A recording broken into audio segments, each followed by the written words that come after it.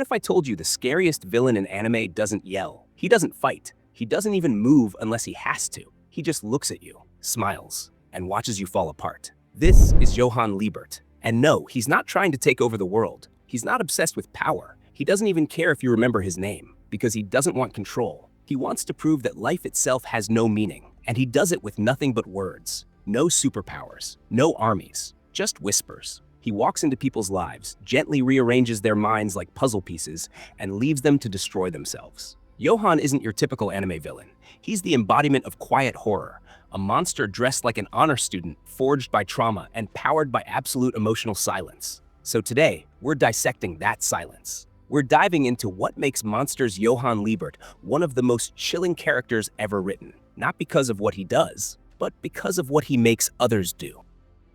You look at him and you think he couldn't possibly be the monster, and that's exactly what he wants. Johan Liebert is the most dangerous kind of manipulator, the kind you'd never suspect. When we first meet him, he's not snarling behind bars or broadcasting his intentions from a rooftop. He's quiet, calm, polite. The kind of young man you'd hire on the spot, invite into your home, maybe even trust with your children. And that's what makes him so deadly, because he doesn't need to hide in the shadows. He is the shadow, perfectly stitched into the shape of a model citizen. Johan doesn't get his hands dirty. He doesn't need to. His genius is in planting the idea, just one, and stepping away. Then the collapse begins. He convinced a man to commit suicide by gently peeling back layers of his past. He turned entire organizations against themselves just by nudging the right pressure points. He weaponizes guilt, shame, memory, and lets his victims do the rest. It's not hypnosis. It's understanding human nature so completely that all he needs to do is tilt the first domino. And that's the horror. Not that Johan kills, but that he makes you feel like you were always going to do it yourself. Remember how he walks into people's lives with that serene, soft-spoken charm? He doesn't rant. He doesn't intimidate.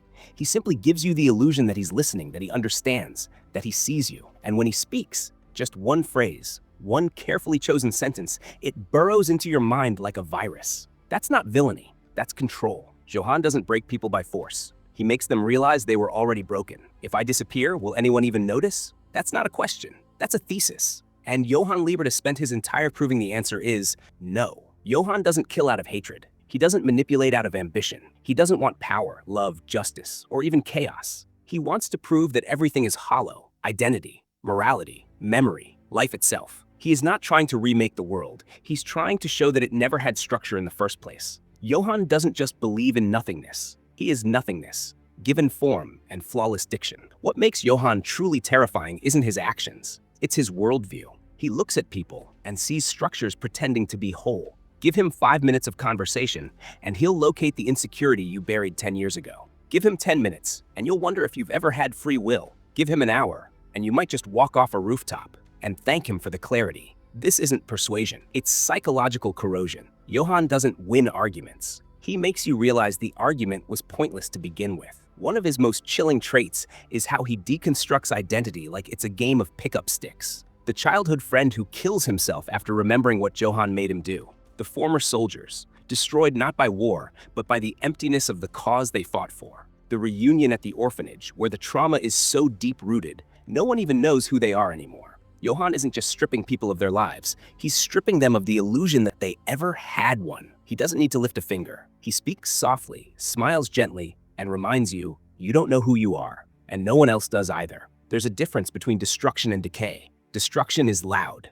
It's sudden. It's what most villains do. Decay is quiet. It's slow. It's inevitable. Johan doesn't rage against the world. He simply watches it unravel, because he understands that deep down, everything falls apart if left alone long enough. He doesn't make you jump. He makes you stand there, willingly, on the edge of a building, and question if there's even a reason to step back. And when you finally do fall, it feels like your idea. So when we say Johan has a philosophy of nothingness, it's not edgy or aesthetic. It's precise. It's practiced. It's weaponized. He's not out to prove himself right. He's out to prove that you were never right to begin with. 511 Kinderheim, a childcare facility in name only. In reality, a psychological boot camp of isolation, competition, and abuse. A petri dish for mental collapse. The 511 Kinderheim experiment didn't create the monster. It sharpened it. Johan's evil is chilling, not because it was forced onto him, but because it came from within, nurtured by inhuman environments and emotional abandonment. What makes Johan horrifying isn't just what he does, but what he reflects. He is a product of everything Monster wants us to confront: institutional neglect,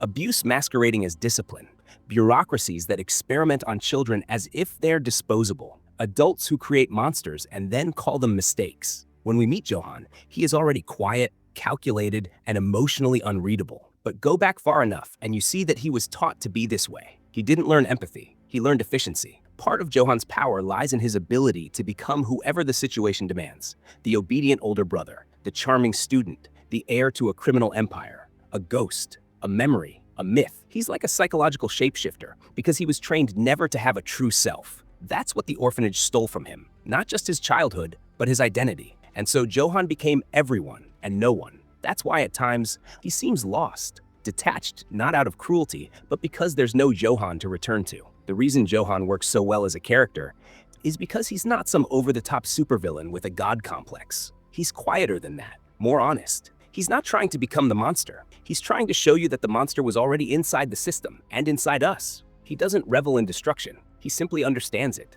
And worse, he knows why we allow it to happen. Johan isn't just a broken human. He's the logical conclusion of a world that values control over compassion. He's what happens when systems dehumanize, when trauma is institutionalized, when the people who were supposed to protect you erase you instead. And in that sense, Johan is more than a villain. He's a warning. You saved my life, now watch what I do with it. That's the essence of the relationship between Kenzo Tenma and Johan Liebert. Not enemies, not hunter and prey, but two men caught in an existential tug of war, each trying to prove their version of the world is right. Tenma is a surgeon, a man who believes life is sacred, that saving someone is inherently good. Johan is the test of that belief, living proof that sometimes saving a life can unleash something worse than death. Their bond is poetic in the darkest way. Tenma gave Johan a second chance at life. Johan used that chance to take lives, manipulate others, and spread despair. And then he turned back to Tenma and asked, without saying it, "Do you still believe in what you did?" Tenma represents the idea that a single life matters, that people can be redeemed. Johan represents the idea that nothing matters and any belief in goodness is delusion. They don't just oppose each other in action, they oppose each other in philosophy. Every time Tenma tries to reason with Johan, to understand him, to reach him, Johan doesn't resist. He just smiles. He wants Tenma to see the futility, to watch his ideals get dragged through the mud, to question whether being a good person is even possible in a world where people like Johan exist. Johan doesn't need Tenma to die. He needs Tenma to live with the knowledge that he may have made the wrong choice. That maybe the moment he chose Johan over the politician, he didn't just save a life, he doomed dozens. Maybe morality isn't universal. Maybe doing the right thing doesn't matter if the result is horror. That's why Johan never kills Tenma. Killing Tenma would be mercy. But making Tenma question his very identity as a doctor? That's the real punishment. There's a reason Johan is only fully alive when Tenma is watching, because their connection is the core of the story's message. What does it mean to save someone? Do we bear the weight of their actions forever? Are we responsible for the monsters we rescue? Johan doesn't need Tenma to fall. He just needs him to doubt. And when Tenma finally points a gun at him, when he's given the choice to end it all, Johan smiles. Because even then, Johan has control. They're not rivals, they're reflections. Johan is Tenma's shadow, the question mark at the end of every moral sentence. And that's what makes their connection so powerful. Because neither man is entirely right, and neither can walk away without leaving something behind. He doesn't raise his voice, he doesn't plead. He just smiles, like he already knows how the story ends. That's Johan Liebert in his final, most chilling form.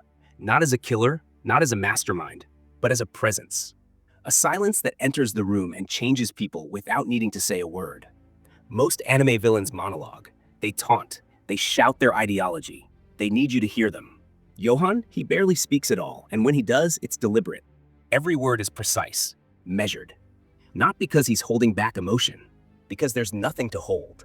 This is where the horror reaches a different level, because Johan doesn't feel like someone with a cause. He feels like an absence wearing human skin.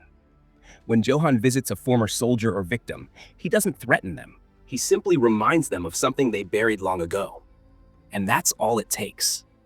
A nudge toward despair, a whisper about meaninglessness, and suddenly they're holding a gun to their head, and Johan never laid a finger on them. It's psychological warfare perfected, because it's not about overpowering someone, it's about making them overpower themselves. That's what's most haunting about Johan's silence. It forces us to fill in the blanks. We project meaning onto him. We try to decode his smile. We wonder, why would someone do this? But that's the trick. There is no grand reason, no tragic speech, no final boss reveal, just a stillness, an emptiness, a void that reflects whatever fear we carry inside ourselves. Johan is terrifying because he shows us how fragile we really are.